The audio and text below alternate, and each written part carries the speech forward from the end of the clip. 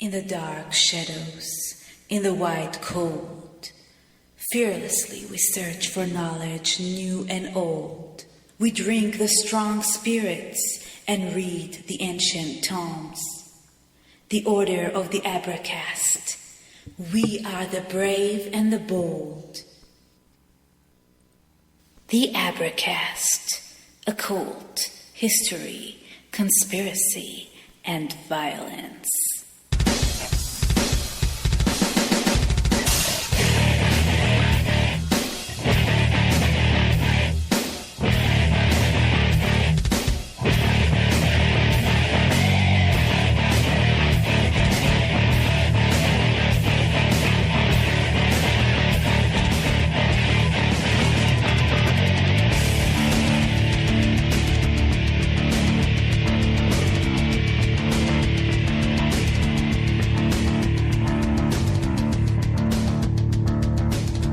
Please note the explicit content indicator. This means that I use adult language. I do not speak in a humorless, public radio hushed monotone. I am excited and enthusiastic about the information that I present and the topics I discuss. You will hear ice rattle in my glass throughout the show. On the show, I joke about bodily functions, sex acts, religion, and politics. The topics may seem random or scattered through the back catalog. A list of show topics in chronological order is provided on the featured topic link at Advertise.com. If any of these issues might trigger you, this might not be the podcast for you, and I wish you good luck finding a show more to your liking. It's that time again. The music is low. The party is over. The fire is dying down, and all the ordinary people passed out long ago. Now we are the only ones left. Hey guys, it's John. This is the Abercast. Thanks for tuning in. I appreciate it. Okay, so I launched a blog. If you go to Advertise.com, you go to the blog. Primarily right now, not exclusively, however, this is going to be the place where I'm writing out the entries for my tarot cards. So explaining what they mean, maybe why they're different than other tarot cards, etc. So I'm not sure about the frequency. I'm going to try to post at least something every day. So that's there. It's a little bit, this is kind of like the soft launch, I guess, or whatever. So if you're interested in a tarot card, you've been following my journey, there's a place to get some good info on it. I generically kind of thank supporters every show, and I'm going to be doing that here in a second on the show, but I need to specifically thank Patreon and Subscribestar supporters. I had recently had a catastrophic equipment malfunction, and I was able to take some funds and get a new mic for my interviews. So for the studio shows, I have a soundboard and studio mics and whatnot. But the interview shows, I have to use an entirely different configuration of microphones and headphones and how they're set up. So I thank you guys. I appreciate it. Now, everybody, if you would summon your vessel of the art and raise it to the sky and help me just thank all the supporters, all the listeners. Here we go. May we never go to hell, but always be on our ways. Thank you.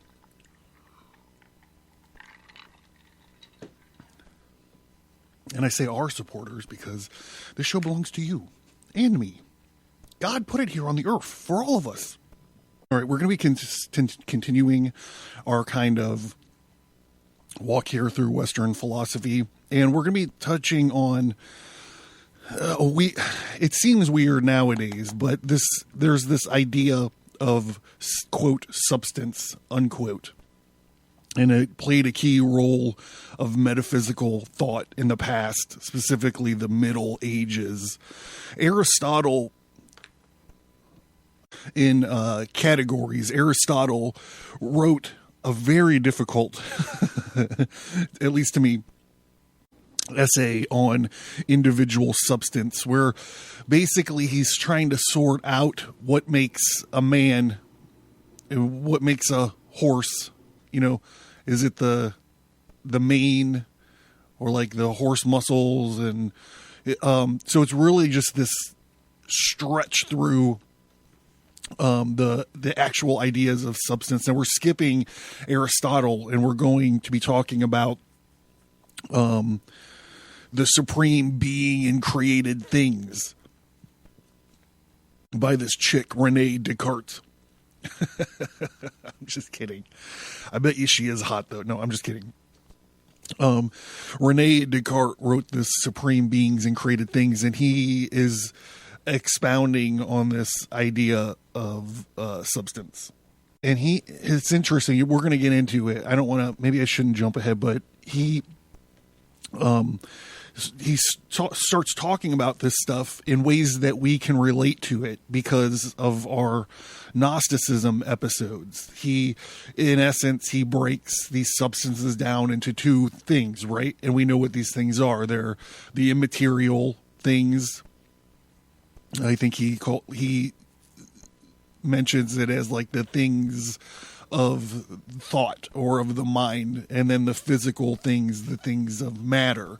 And we understand that, like, it fucking speaks right to us, right? And then he also, just another little footnote before we get started, he also talks about the concurrence, or the concurrence of God. And all that really means is the continuous conserving power of God necessary to keep things in existence.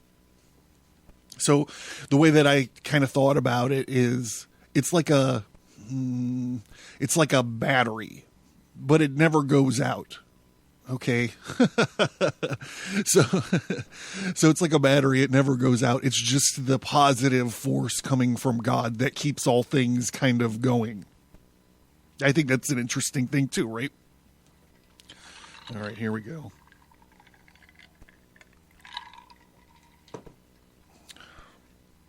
This is the fourth time I've tried to record this episode, by the way. Okay, here we go.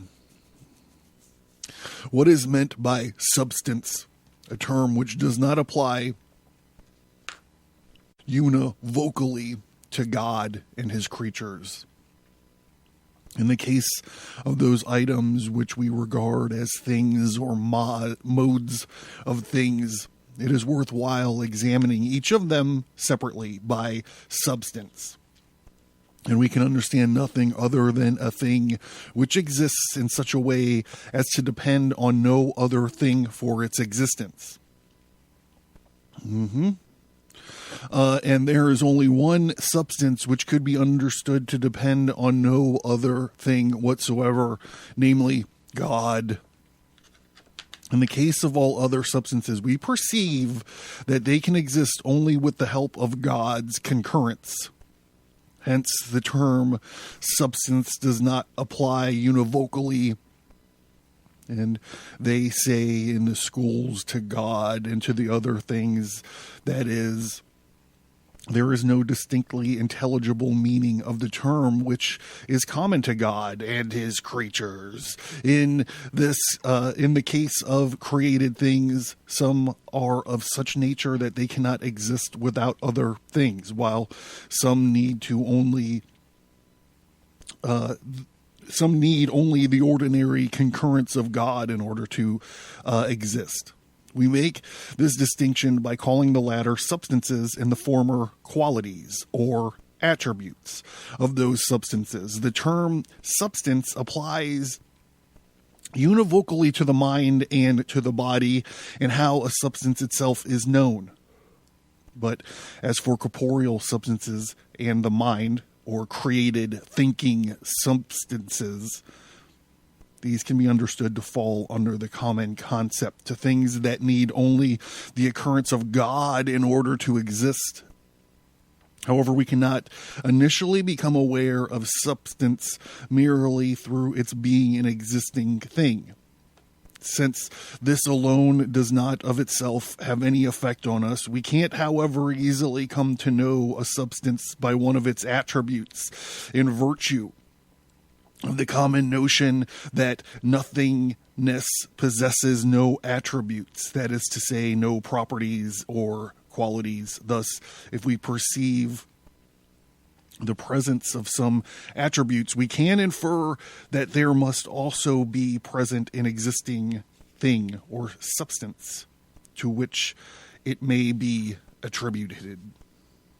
To each substance there belongs one primal attribute. In the case of mind, this is thought. And in the case of the body, it is extension. So, when he says extension, I think what he's talking about, like I said, I've actually read this before because this is the fourth time I've recorded this. I'm actually trapped in Nietzsche's eternal recurrence right now, in many ways, actually. Not to get too far into it, but so usually when I read these, I just read them and kind of do on the fly interpretation, but I've already been through this. So I think now is a good time for me to talk about what I discovered a little bit later on through the thing when he's talking about, you know, the mind and the thought, and he's talking about the body and its extension. What I think what he's talking about is the actual movement through space and time of your physical body. Back to it.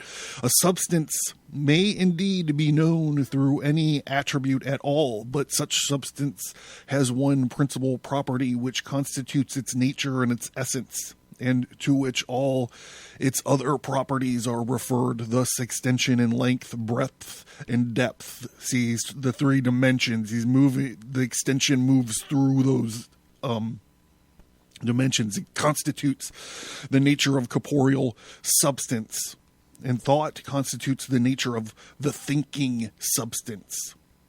Everything else which can be attributed to body presupposes extension and is merely a mode of an extended thing. And similarly, whatever we find in the mind is simply one of the various modes of thinking. For example, shape is unintelligible except as an extended thing. And motion is unintelligible except as motion in the extended space, while imagination, sensation, and will are intelligible only in a thinking thing. Wow, that's good, right? Imagine. I'm sorry, I got to take a note here. Sensation and will. That one gets a double underscore. By contrast, it is possible to understand extension without shape or movement, and thought without imagination or sensation, and so on. And this is quite clear to anyone who gives the matter his attention. How we can have clear and distinct notions of thinking substances and of corporeal substance and also of God. Let me ponder that question for a second.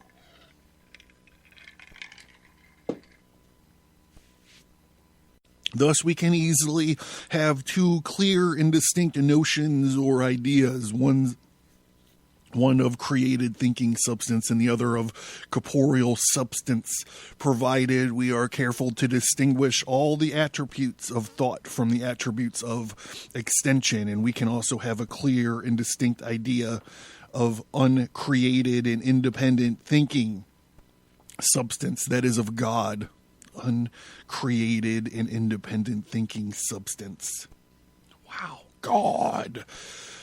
Here we must simply avoid supposing that the idea adequately represents everything which is to be found in God, and we must not invent any additional features, but concentrate only on what is really contained in the idea, and on what we clearly perceive to belong to the nature of a supremely perfect being.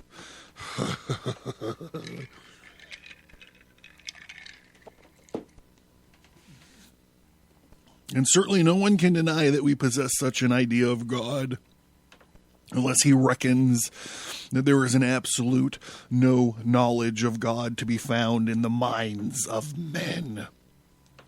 How thought and extension may be distinctly recognized as constituting the nature of mind and of body. Thought and extension can be regarded as constituting the natures of intelligent substance and corporeal substance.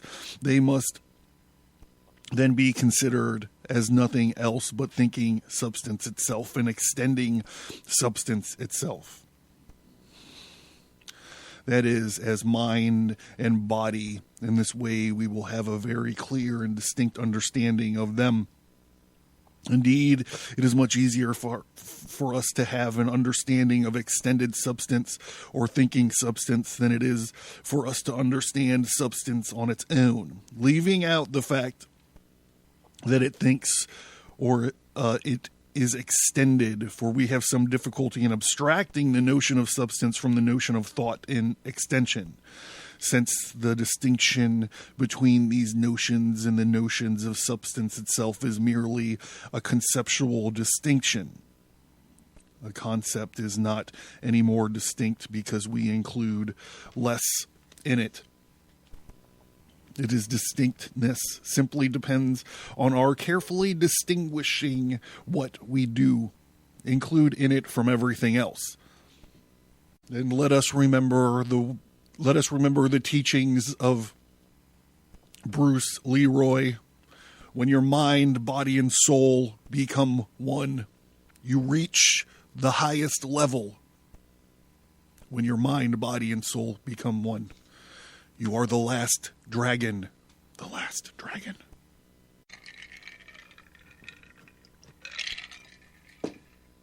Well, I mean, geez, maybe I just stumbled onto something.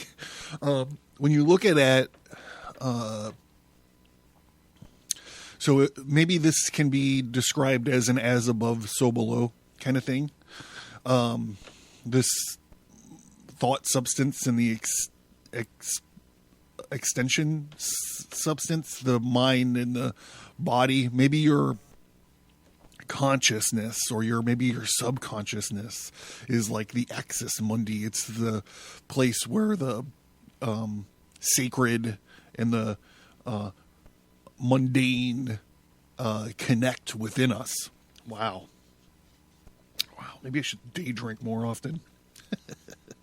The arguments that lead to the certain knowledge of the existence of material things. It seems obvious, the existence of material things, right? Anyhow, let's see what this chick says. Rene. Let's see what Rene says. Everyone is quite convinced of the existence of material things, but earlier on, we cast doubt on this belief and counted it as one of the preconceived opinions of our childhood. So it is necessary for us to investigate next the arguments by which the existence of material things may be known with certainty. Now, all of our sensations undoubtedly come to us from something that is distinct from our mind, for it is not in the power to make ourselves have one sensation rather than another. This is obviously dependent on things that is acting on our senses. This is the external world.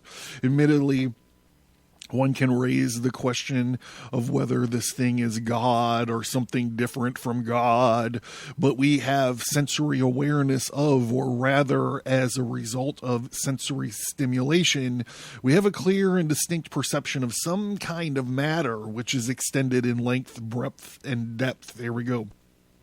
And has various differently shaped and various moving parts which give rise to our various sensations of colors, smells, pain, and so on. And if God were himself immediately producing in our mind the idea of such extended matter, or even if he were causing the idea to be produced by something which lacked extension, shape, and motion, there would be no way of avoiding the conclusion that he should be regarded as a deceiver.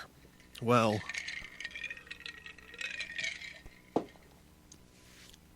for we have a clear understanding of this matter is something that is quite different from God and from ourselves.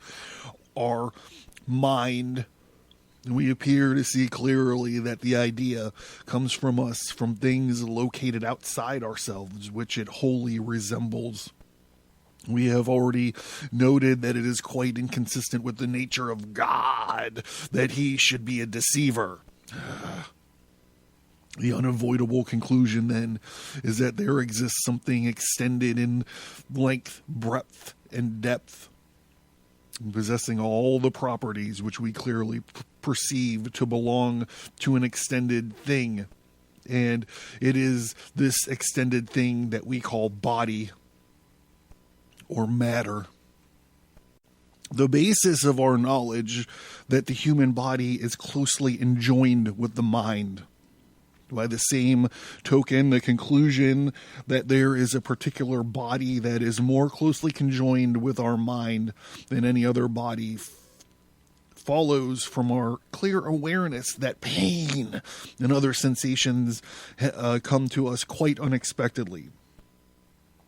The mind is aware that these sensations do not come from itself alone, and that they cannot belong to it simply in virtue of it being a thinking thing. Instead, they can only belong to it only in virtue of its being joined to something other than itself, which is extended and movable, namely what we call the human body. But this is not the place for a detailed explanation of its nature. Well, I mean, I'm going to say something about this. At the beginning, I mentioned that we can make sense of this on a Gnostic level. And right here is the clearest kind of example of it. He's talking about, he says enjoined, where a Gnostic would say trapped. Like this, your divine spark of the infinite is trapped in your shitty human, I don't know, what do they call it?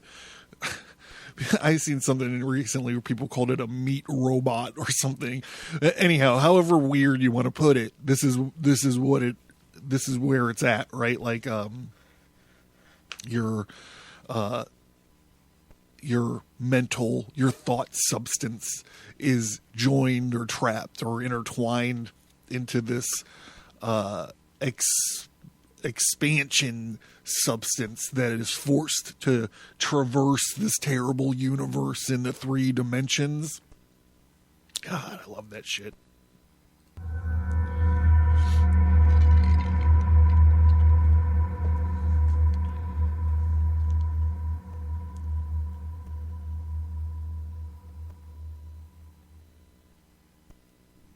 Well, hello, kitties. Are you looking for a frightfully spooky podcast? The crew from Hill City Paranormal has a treat for you then. Listen to calls from our haunted hotline, interviews, and behind-the-scenes commentary from our investigations, and even some fictional stories that are guaranteed to send chills up your spine. Subscribe to Hill City Paranormal wherever you listen to your podcasts. And you've been warned.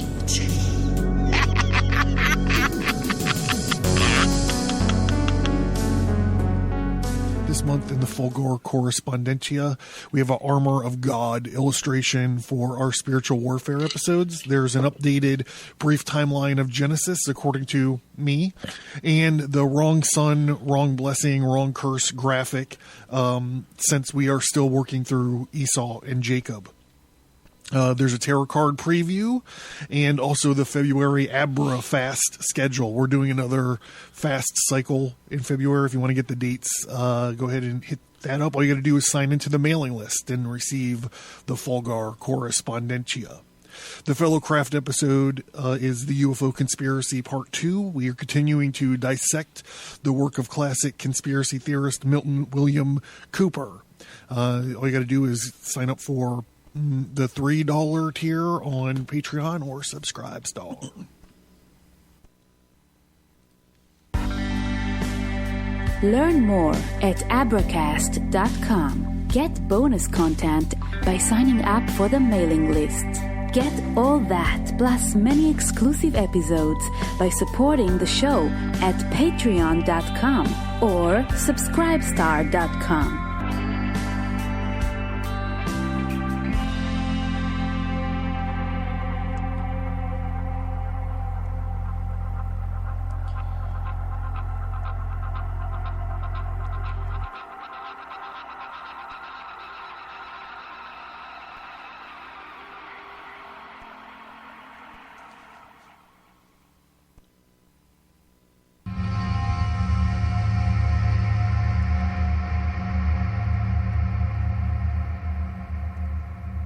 All right, so let's get back into this. Well, do you want to get back into it?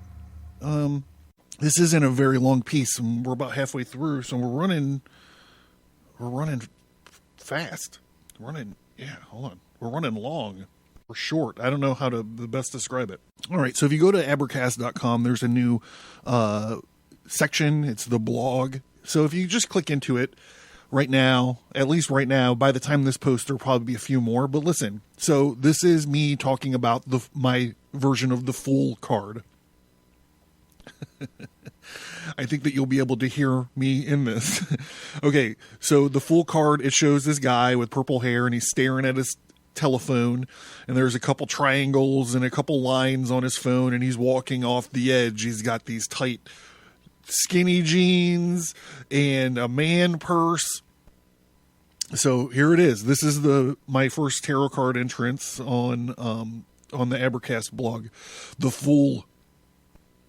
Observe this purple-haired millennial walking off the cliff as he is transfixed with his device. On the screen, we can see the four shapes that form the four alchemical symbols of the elements of the upright triangle for fire, the upright triangle with a line for air, an upside-down triangle for water, and an upside-down triangle with a line for earth. These elements are integral to the minor arcana, and each one sorts with one of the suits. The wands are the house of air, the cups are the house of water, the swords are the house of earth, and the coins are the house of fire. These elements also come together to form the Star of David, which links this character who is immature, spiritually dumb, and inexperienced here at the beginning of his journey to the enlightened hermit later on in the deck. The Fool here has an unearned swagger, confidence, and carelessness, not in a stoic way. He is careless and overly confident in his ignorance and inexperience. He is the representation of any normal man in the natural state of his being. He is driven by his material needs or desires. He is a slave to fate and a victim of the cruel, terrible universe around him. We will note that the Fool card does not fit into any of the three septenaries of the major arcana. So there's the preview of my blog. I think it's a pretty sweet start. Yeah, I'm going to have like notes about the mechanics of the cards. I'm a geek for all that stuff. So I'll have all that. Okay, let's get back to this. Let's get back to this hot chick, Rene Descartes. Oh, boy. Sensory perception does not show us what really exists in things, but merely shows us what is beneficial or harmful to man's composite nature. It will be enough for the present to note that sensory perception is related exclusively to this combination of the human body and the mind. You're going to be the last dragon, bro, I'm telling you. They normally tell us the benefit of harm of extended bodies may do to these combinations, and do not accept occasionally or accidentally show us what these external bodies are like in and of themselves. We will bear this in mind We will easily lay aside the preconceived opinions acquired from the senses, and it is this connection to make use of the intellect alone, carefully attending to the ideas implanted in its nature. The nature of body consists not in weight, hardness, color, or the like, but simply in extension. So I'm not going to rail on this, but it seems to me like this may be a commentary on diversity. Maybe it's a commentary on forced diversity. Maybe I'm just reading too far into it, but it's not about your weight, your hardness, or your color. That's not what makes you unique. That's not what makes you diverse. I said this before, like I could be in a room with a bunch of other, white dudes, and I'm like, all these people are crazy. None of them are like me at all.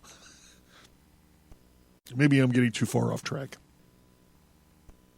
If we do this, back to it, we shall perceive that the nature of matter or body, considered in general, consists not in its being something which is hard or heavy or colored, or which affects the senses in any way, but simply in its being something which is extended in length, breadth, and depth. For as regarded hardness, our sensations tell us no more than that the parts of a hard body resist the motion of our hands when they come into contact with them. If whenever our hands move in a given direction, all the bodies in that area were to move away from the at the same speed as that of our approaching hands, we should never have any sensation of hardness, and since it is quite unintelligible to suppose that if bodies did not move away in this fashion, they would thereby lose their bodily nature. And it follows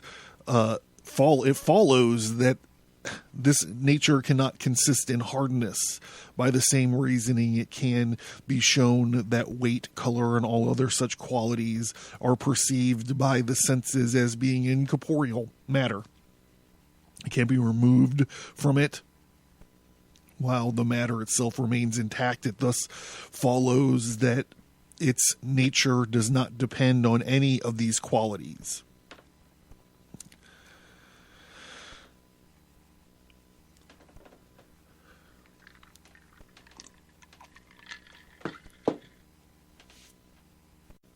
The extension of the world is indefinite. What is more, we recognize that this world, that is, the whole universe of corporeal substances, has no limits to its extension. For no matter where we imagine the boundaries to be, there are always some indefinitely extended spaces beyond them, which we not only imagine, but also perceive to be unimaginable. In a true fashion that is real, and it follows that these spaces contain corporeal substances, which is indefinitely extended, for, as has already been shown very fully, the idea of the extension which we conceive to be in given space is exactly the same idea of corporeal substance. Similarly, the earth and the heavens are composed of one and the same matter. There cannot be a plurality of worlds. Here we go. I think the plurality of worlds is the idea of extraterrestrial life, right? I think it's the idea that there's another world out there, or more than one other world out there supporting life. I think I might have learned that from Ancient Aliens, though. Like the first season when it was still good. Not now. It's ridiculous. Back to the book. It can also easily be gathered from this that the celestial matter is no different from terrestrial matter. And even if there were an infinite number of worlds, the matter of which they were composed would have to be identical. Hence, there cannot, in fact, be a plurality of worlds, but but only one, for we very clearly understand that the matter whose nature consists simply in its being an extended substance already occupies absolutely all the imaginable space in which the alleged additional worlds would have to be located. We cannot find within us the idea of any other sort of matter. This is like, this is before the Crisis on Infinite Earths.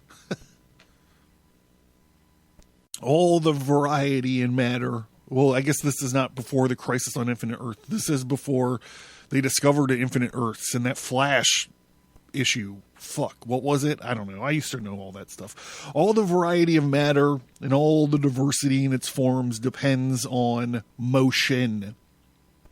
The matter existing in the center of the universe is thus one and the same, and it is always recognized as matter, simply in virtue of its being extended, and all the properties which we clearly perceive in it are reducible to the divisibility and the consequent mobility in respect of its parts. An arm is only an arm because it can stretch out like this, it can bend like this, it can rotate like this, and resulting capacity to be affected in all ways which perceive as being derivable from the movement of the part. If the division into parts occurs simply in our thought, there is no resulting change and no variation in matter or diversity in its many forms. It depends on motion. This seems to have been widely recognized by the philosophers, since they have stated that nature is the principle of motion and rest.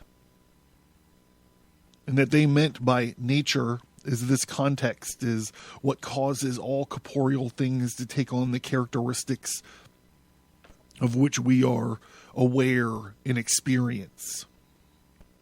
God is the primary cause of motion, and he always preserves the same quantity of motion in the universe. I thought that this one is very fascinating.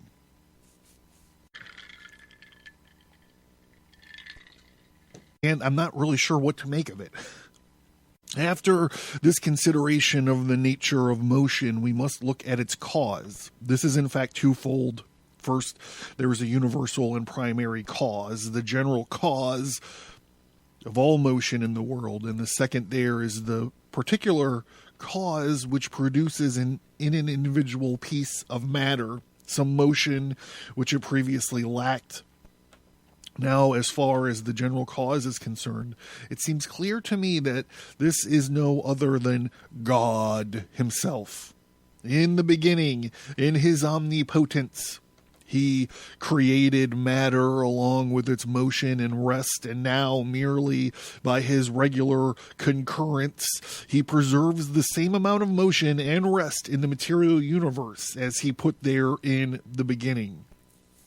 Admittedly, motion is simply a mode of the matter which is moved, but nevertheless it has certain determinate qualities, and this we easily understand may be constant in the universe as a whole, while varying in any given part.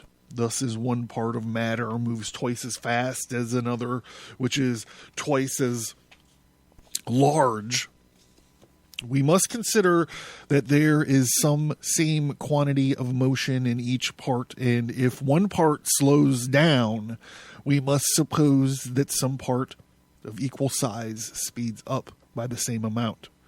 For we understand that God's perfection involves not only his being immutable in himself, but also his operating in a manner that is always utterly constant and immutable.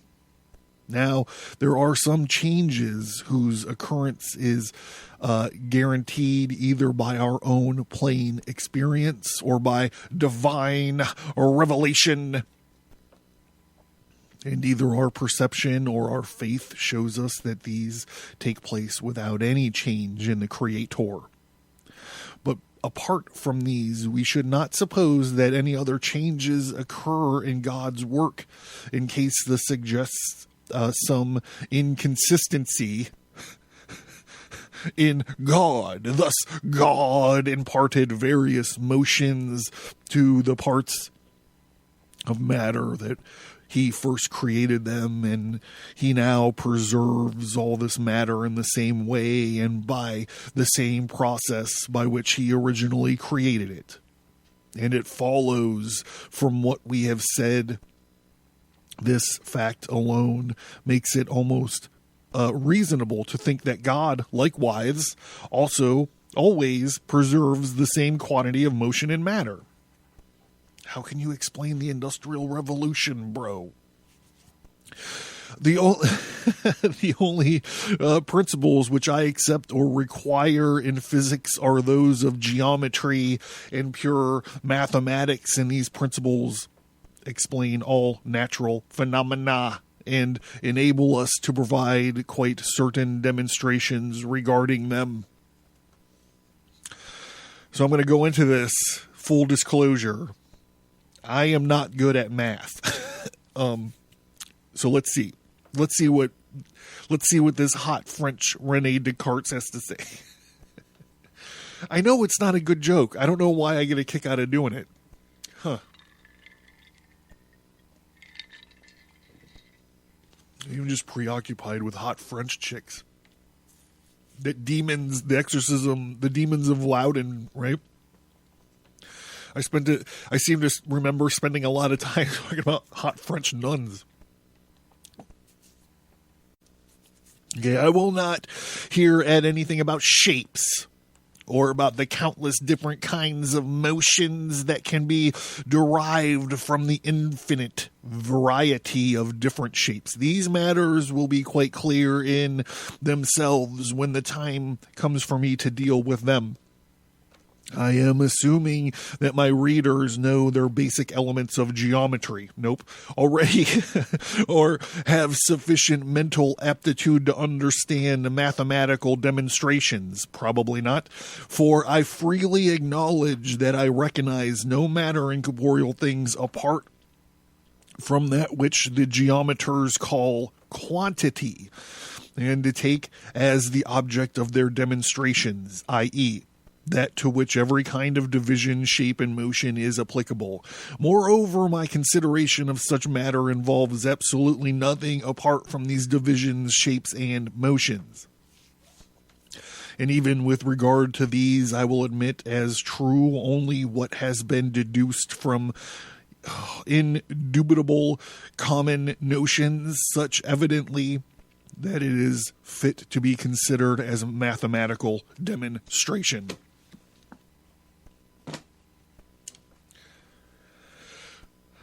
I did it.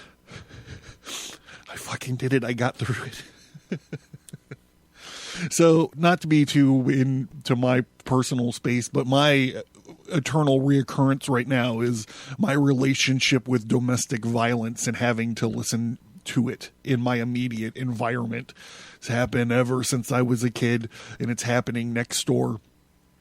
It happened next door quite often while I was trying to record this episode, and I had to stop to deal with the phone and to deal with the police, and it was just a nightmare. I actually got it done, but it was such a fucking train wreck.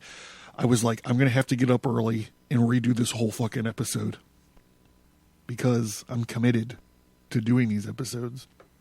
I started this thing out by saying, hey man, philosophy is one of my blind spots. I don't know a whole lot about it, and I'm not that deep. So that's the reason we had 20 some odd hours of Thus Spake Zarathustra, and that's the reason that we did the Enchiridion by Epictetus, and that's the reason that we're chipping our way through Western philosophy together, bros, just you and me. Bros and chicks, I don't know, you guys. That's how everyone does it now. Thanks, you guys. Whatever. So that's it. Hey, check out my blog.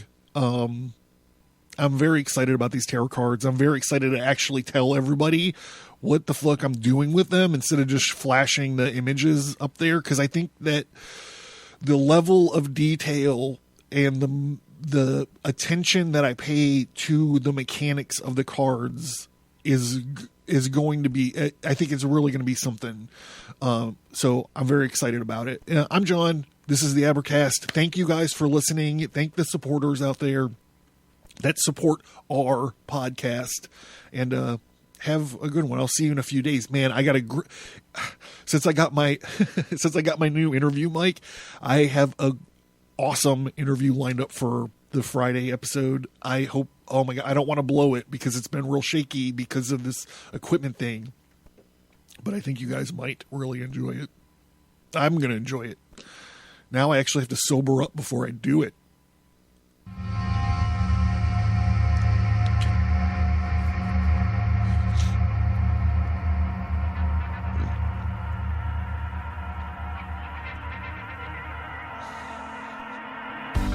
Thank you for listening to this episode. Send an email or visit us on social media to let us know what you think about this topic. And please remember to leave a 5-star rate and review.